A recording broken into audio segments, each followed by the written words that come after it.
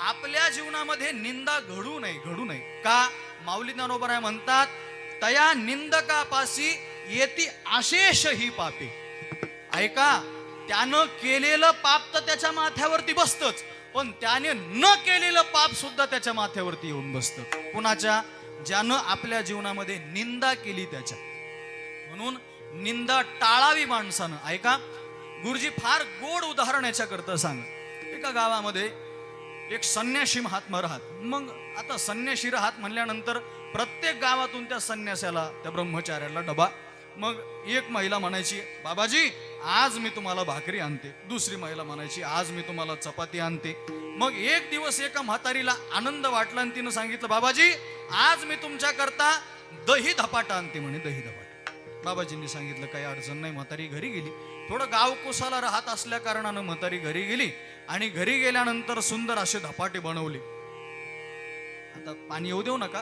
सुंदर धपाटे बनवले आणि एका घडव्यामध्ये सुंदर दही घेतलं, एका घडव्यामध्ये गुळ ठेवला आणि एका घडव्यामध्ये ठेचा ठेवला. ऐका, एक वाक्य सांगतो तुम्हाला, जीवनात आणि जेवणात ठेचा फार महत्वाचा आहे.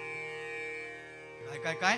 जेवणात आणि जीवनात ठेचा अनन्यसाधारण महत्वाचा.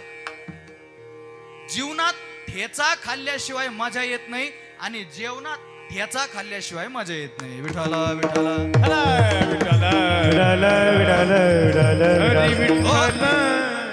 जेवण ठेचा असेल तर जेवण कसं चटपटीत जेवण होतं. आणि जीवनात ज्यानं ठेचाच खाल्ल्या नाही त्याला जीवन जगण्याची काय किंमत माहिती हो, काय मजा त्याला माहिती.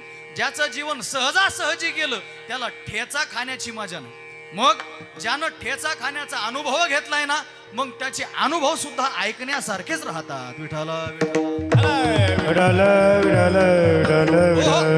मग एका भांड्यामध्ये ठेचा आणि सगळं सामुग्री तयार झाली आणि म्हातारी भोजन घेऊन निघाली. साधूला भोजन घेऊन चालली. आता कर्मधर्म संयोगानं प्रसंग असा घडला, एक गरुड एका नागाला घेऊन आपल्या हातामध्ये घेऊन पायामध्ये धरून निघाला होता. आता नाग काय सामान्य नव्हता, तो किंग कोब्रा होता. आता त्या नागाला घेऊन तो गरुड निघाला.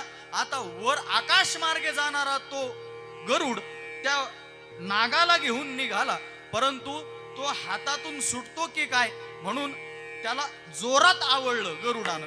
जसं त्याला आवळलं तसं त्याच्या पोटावरती पीळ पडला आणि त्या नागानं गरळ ओकली.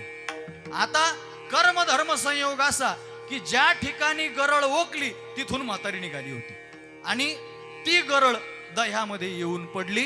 गरुडाला माहिती नाही, सापाला माहिती नाही, म्हातारीला माहिती नाही, साधूला माहिती नाही. म्हातारी आली, साधू समोर भोजन वाढलं. महाराज हात धुवून घ्या. हात धुतले, भोजनाकरता बसले. पुंडलिक वरदा झालं, भोजन करू लागले. आता हे विष असं आहे महाराज, 5 मिनिटामध्ये शरीरात गेल्यानंतर हृदय बंद पाडतं, असं भयानक विष. मग शरीरात विष गेलं. आता अंगाला दरदरून घाम फुटायला लागला, श्वास नलिका जाम होऊ लागल्या, हृदयाचे ठोके बंद होऊ लागले, अंग काळं ठिक्कर पडू लागलं आणि साधून हाक मारली, पांडुरंगा वाचव. आणि एवढं म्हणत साधून प्राण सोडले. आता सगळे यमधर्म 4-5 जणाला घेऊन आले आणि निघाले होते साधूला घेऊन. एका यमानं विचारलं, महाराज, यमधर्म महाराज, या साधू हत्येचं पातक कुणाला लावावं?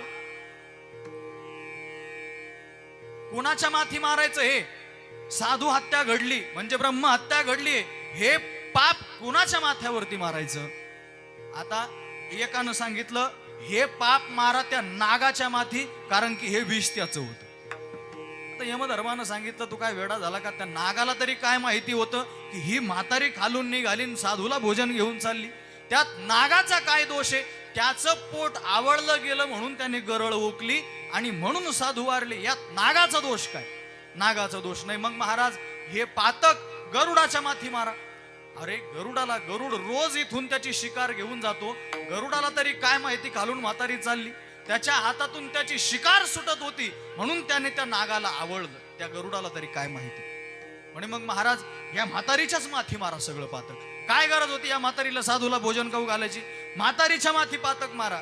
यमधर्मानं सांगितलं, म्हातारीच्या माथी पातक मारलं तर उद्या महाराज लोकांचं जेवण बंद होईल. उद्यापासून महाराज लोक जेवायलाच बोलावणार नाही कोणी. कोणी महाराज लोकांना जेव घालणार नाही, मग काय करायचं? मग महाराज हे पातक मारायचं कोणाच्या माथ्यावरती? एक फार शहाणा होता, तो काय म्हणला, हे साधू हत्येचं पातक साधूच्याच माथ्यावर मारा म्हणे. यमधर्मानं सांगितलं, तू कोणत्या मंत्रिमंडळात निवडून आला रे म्हणे?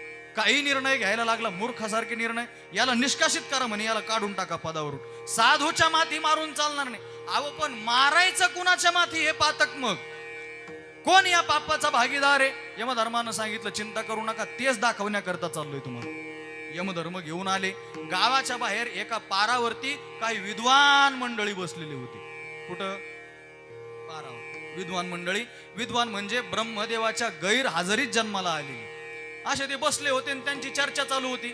अरे काय साधू मूर्ख आहे म्हणे, काय साधूला गरज होती एवढे दिवस, एवढे 20-25 दिवस गावात राहत असतात का? अरे बहता पाणी और रमता जोगी दोनों निर्मल होते. साधूने एका गावामध्ये कशाला राहायचं, फिरत राहायचं? मूर्ख होता म्हणे तो साधू. एक जण म्हणला ती म्हातारी मूर्ख होती, एक जण म्हणला तो गरुडच मूर्ख. हे लोकांची निंदा करत होते. एवढ्यात यमधर्म तिथं आले. म्हणे हे हे हे हे जे विद्वान दिसतात ना म्हणे, तुम्ही नाही बरं का, हे जे विद्वान दिसतात ना म्हणे पारावरती, यांच्या माथी मारा म्हणे ते सगळं पातक. यांच्या माथी का मारायचं? काही नाही म्हणे, यांच्यापैकी कुणाच्याच माथी मारता येणार नाही, पण हे परनिंदा करतायत ना, म्हणून दुसऱ्याचं पातक सुद्धा यांच्याच माथ्यावरती मारा. विठाला विठाला.